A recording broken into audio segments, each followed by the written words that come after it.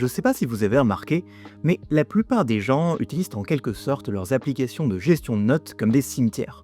On y enterre des articles, des citations et des idées en se disant qu'on s'en servira plus tard. Mais on va être honnête, la plupart du temps ça n'arrive jamais. Vous connaissez probablement ça. Vous avez consommé des centaines d'heures d'un contenu, vous avez soigneusement pris des notes dans un cahier ou dans une application, et pourtant, le moment venu de produire quelque chose, eh bien, vous restez sur une page blanche. Vous avez l'impression de devoir tout recommencer à zéro. En fait, on accumule, mais on ne construit pas. C'est ce qu'on appelle le syndrome de l'archiviste. Donc, dans cette vidéo, on va voir avec Obsidian comment transformer notre système de prise de notes en un système de pensée, une sorte de générateur d'idées qui travaille avec nous. On va basculer d'une logique de stockage passif à une logique de connexion active. Bon, par contre, avant de plonger dans le vif du sujet, faut quand même faire une petite nuance. C'est que l'outil ne fait pas le penseur. Télécharger Obsidian, ça va pas non plus transformer votre cerveau par magie. Mais là où la plupart des applications, comme par exemple Notion, elles peuvent être excellentes dans la gestion de projets avec des structures rigides, Obsidian, c'est une structure qui est plutôt conçue pour une autre mission, qui est la gestion de connaissances. Donc dans cette vidéo, on va utiliser une méthode que j'appelle l'architecture neuronale. L'idée, c'est de configurer notre système de notes pour qu'il imite le fonctionnement biologique de notre cerveau plutôt que celui d'un classeur. D'abord, on va voir la phase de capture en s'inspirant de la neurobiologie. Ensuite, on va passer au traitement de l'information pour vraiment garantir une compréhension profonde des choses que l'on veut retenir. Et enfin, on parlera de l'émergence, ou comment faire en sorte que la structure de nos idées apparaisse d'elle-même sans qu'on force. Alors, le premier réflexe qu'on a tous quand on commence à s'organiser, c'est de vouloir tout ranger. On ouvre un cahier ou une application et on commence à créer une belle hiérarchie bien propre, un dossier 2026 avec un intérieur un sous-dossier court, et après philosophie et ainsi de suite. Sur le papier, c'est pas mal, parce que ça donne l'impression qu'on contrôle tout. Mais dans la réalité, c'est pas top. Pourquoi ? Eh bien parce que ça crée de la friction.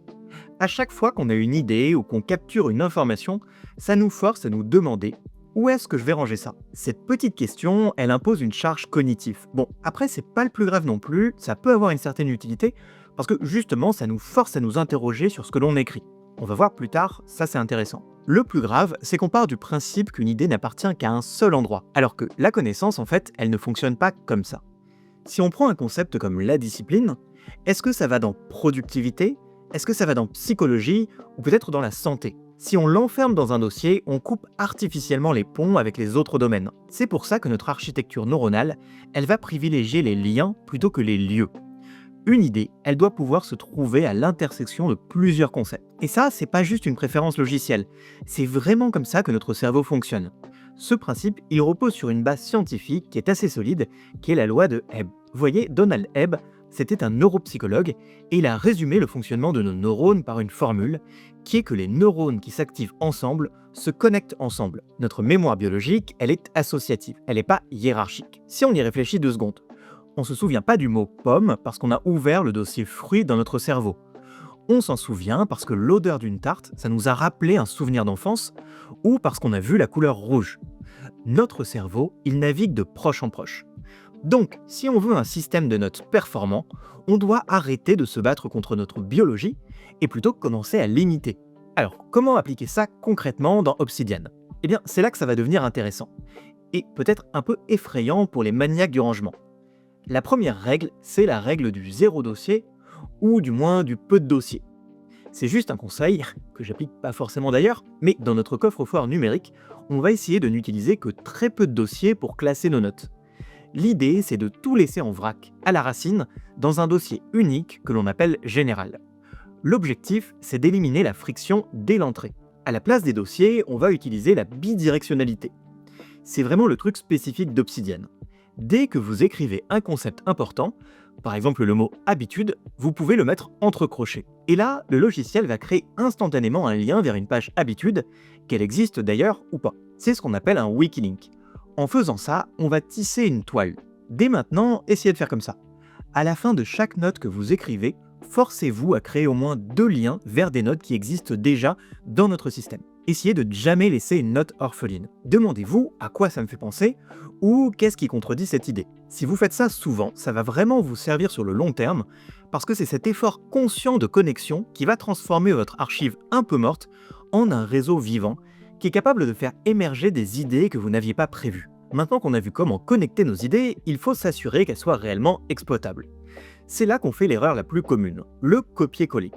On lit une phrase intéressante dans un livre, on la surligne et on la copie telle quelle dans notre application ou dans un carnet. Le problème, c'est qu'en faisant ça, on n'a rien appris. On a juste déplacé de l'information d'un point A à un point B. C'est là qu'intervient le concept d'atomicité. Dans notre système, une note ne doit pas être le résumé de tout ce que l'on sait par exemple sur le Moyen-Âge. Chaque note, ça doit être atomique. Ça veut dire qu'elle ne doit contenir qu'une seule idée, une seule unité de sens qui est exprimée le plus simplement possible. Imaginez ça comme des Lego. Si vous gardez vos notes sous forme de gros paquets, c'est comme si vous essayiez de construire quelque chose de nouveau en utilisant des murs entiers de châteaux. C'est du préfabriqué, c'est rigide. Mais par contre, si vous brisez vos gros blocs en plein de petites briques individuelles, des idées atomiques, là, vous pouvez les recombiner à l'infini pour construire n'importe quoi. Un devoir, une vidéo, une nouvelle théorie. Donc la règle, elle est simple, si une note contient 3 idées distinctes, on la coupe en 3 notes différentes. Après, vous inquiétez pas, vous pourrez de nouveau les rassembler. Pourquoi est-ce qu'on s'impose cette contrainte? Eh bien, parce que c'est difficile. Et c'est justement parce que c'est difficile que ça marche. C'est de la bonne friction. Vous voyez, ça repose sur ce qu'on appelle en psychologie cognitive l'effet de génération. Il y a des études, que je mettrai dans la description de la vidéo, qui montrent de manière assez claire que l'information est mieux retenue et comprise si elle est générée par l'esprit de l'apprenant plutôt que simplement lue passivement. Ça paraît logique. Ça, vous savez, je pense qu'on a tous déjà eu cette sensation de fluidité en surlignant un cours ou un livre. On se dit, c'est bon, j'ai compris, c'est noté. En réalité, souvent, c'est une illusion de compétence. Le cerveau, il n'a fait aucun effort de traitement, et pour qu'une idée s'ancre vraiment et devienne un outil mental pour nous, il faut au moins la reformuler avec nos propres mots. C'est ce processus de traduction de la langue de l'auteur vers notre propre langage qui permet de graver l'information dans notre réseau neuronal. Alors, comment on applique ça concrètement sans y passer des heures? Bien, on va mettre en place une règle stricte, la règle de la note intelligente. Donc, interdiction formelle de copier-coller une citation toute seule. Si vous voulez garder une citation d'un auteur, vous devez obligatoirement ajouter du contexte. Demandez-vous pourquoi est-ce que je veux garder ça? Et puis pourquoi est-ce que c'est pertinent pour ce que je fais actuellement? Pour vous aider, vous pouvez par exemple utiliser un template très simple dans Obsidian avec 3 sections. La première, c'est le contexte, d'où ça vient. La deuxième, c'est l'idée en une phrase, c'est-à-dire votre reformulation. Et la troisième, c'est les connexions, c'est-à-dire vers quelle autre note ça renvoie. D'ailleurs, si ça vous intéresse un peu plus en détail, j'ai tous mes templates qui sont accessibles sur Patreon. Et une petite astuce pour finir sur ce point, essayez de ne pas prendre vos notes définitives pendant que vous êtes en train de lire. Quand vous lisez, contentez-vous juste de griffonner des notes vraiment très rapides au brouillon, et puis laissez-les reposer. Et seulement plus tard, par exemple le lendemain, transférez-les dans Obsidian et transformez vos notes. En fait, ce petit délai, il va forcer votre cerveau à faire un effort de rappel, et ça va renforcer encore plus la mémorisation. Donc, maintenant qu'on a des liens avec des notes atomiques solides, il reste une dernière question. Comment est-ce qu'on transforme tout ça en quelque chose de concret? Comment est-ce qu'on passe d'un tas de notes à un travail de recherche, un devoir ou un projet complexe sans rester bloqué dans la théorie? C'est là qu'on doit désapprendre une méthode qu'on nous a martelée depuis l'école primaire. On nous a souvent appris à travailler de façon verticale, du haut vers le bas. On définit un sujet, on fait un plan détaillé, 1, 2, 3, et puis ensuite seulement, on part à la recherche d'informations pour remplir les cases vides. Bon, ça peut marcher, mais le problème de cette méthode, c'est qu'elle peut nous bloquer. Elle nous demande de structurer des idées qu'on ne maîtrise pas encore totalement. On se retrouve souvent devant une page blanche, avec la pression de devoir avoir raison tout de suite. Avec Obsidian et notre architecture neuronale, on va inverser la logique. On va adopter une approche du bas vers le haut. On va plus planifier la structure, on va la laisser émerger. Concrètement, ça veut dire qu'on va plus décider, tiens, je vais écrire une dissertation sur Platon en parlant de ça, et puis de ça, et puis de ça. Non, on va continuer à prendre des notes atomiques au quotidien sur ce qui nous intéresse ou sur ce que l'on voit en cours, et on va se rendre compte qu'on a naturellement accumulé 15 notes interconnectées qui parlent de la théorie des idées et puis du mythe de la caverne. Notre plan, il apparaît naturellement par rapport à ce que l'on sait déjà. Ce mécanisme, on le retrouve dans ce qu'on appelle la théorie des systèmes. Et c'est ce qui était au cœur de la méthode de Niklas Luhmann. Pour ceux qui ne le connaissent pas, c'était un sociologue allemand qui a publié environ 70 livres et 400 articles académiques de son vivant. Quand on lui demandait son secret, il disait qu'il ne se forçait jamais. Il n'écrivait pas des livres, il écrivait des notes. Son système, qu'on appelle le Zettelkasten, il fonctionnait comme une sorte d'auto-organisation, un peu comme une fourmilière. Quand une grappe de notes devenait suffisamment dense, le livre s'écrivait presque tout seul, parce que les arguments et les connexions étaient déjà là. Il n'avait plus qu'à les mettre dans l'ordre. C'est ça la puissance de l'émergence.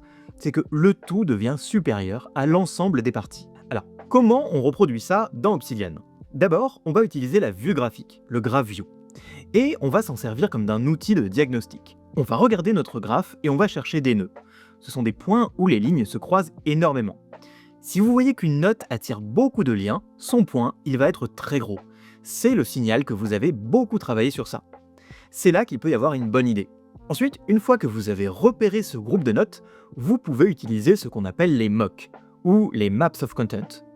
C'est assez simple. Quand vous avez par exemple 10 notes éparses sur la philosophie, vous pouvez créer une nouvelle note intitulée MOC Philosophie. Et dedans, vous faites seulement une liste des liens vers les 10 notes en utilisant les backlinks et en essayant de leur donner un ordre logique. D'où l'utilité d'avoir fait plein de notes atomiques pour avoir plein de concepts différents sur des choses très précises. La grosse différence avec ce qu'on avait au début, c'est que cette structure, ce plan, il arrive à la fin du processus, pas au début.